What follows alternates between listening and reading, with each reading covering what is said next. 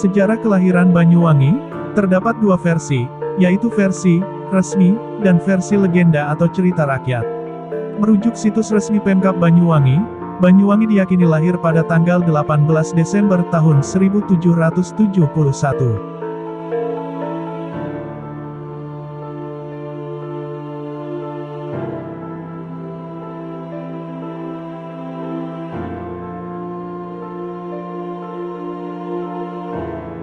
Versi resmi, pada tahun itu ada peristiwa sejarah paling tua dan patut diangkat sebagai hari jadi Banyuwangi.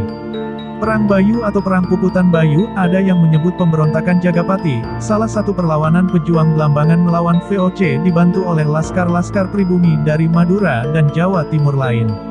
Perang Bayu I dipimpin oleh Mas Rempek atau Pangeran Jagapati, buyut dari Pangeran Tawang Alun, putra Mas Bagus dalam Wiraguna, Mas Bagus Puri, dengan ibu dari Desa Pakis, Banyuwangi, Pigeaut, 1932 banding 255. Dalam perang ini, Rempek dengan hampir seluruh pengikutnya, seperti Pati Jagalara, Mas Ayu, Sayuk Wiwit, Bekel-Bekel Utun, Udu, Runtep dan lain-lain gugur.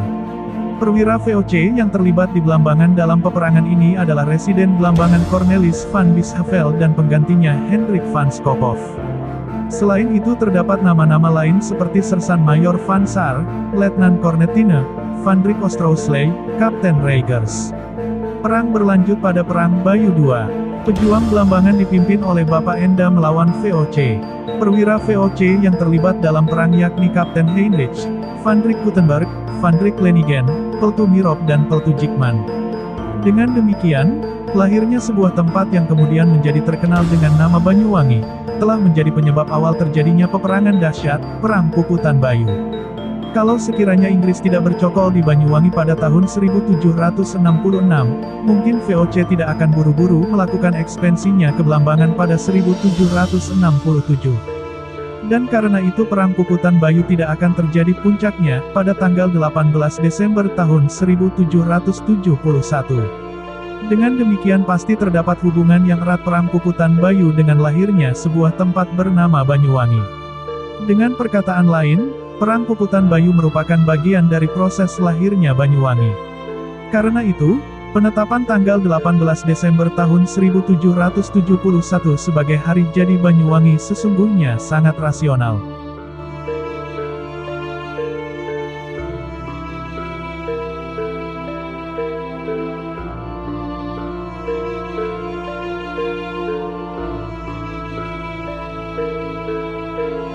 Sedangkan versi legenda, asal-usul Mama Banyuwangi, bermula ketika konon dahulu wilayah ujung timur Pulau Jawa yang alamnya begitu indah ini dipimpin seorang raja yang bernama Prabu Sulakromo.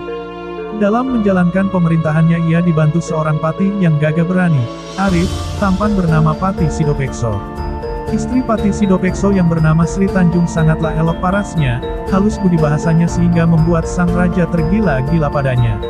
Agar tercapai hasrat sang raja untuk membujuk dan merayu Sri Tanjung maka muncullah akal liciknya dengan memerintah Patih Sidopekso untuk menjalankan tugas yang tidak mungkin bisa dicapai oleh manusia biasa.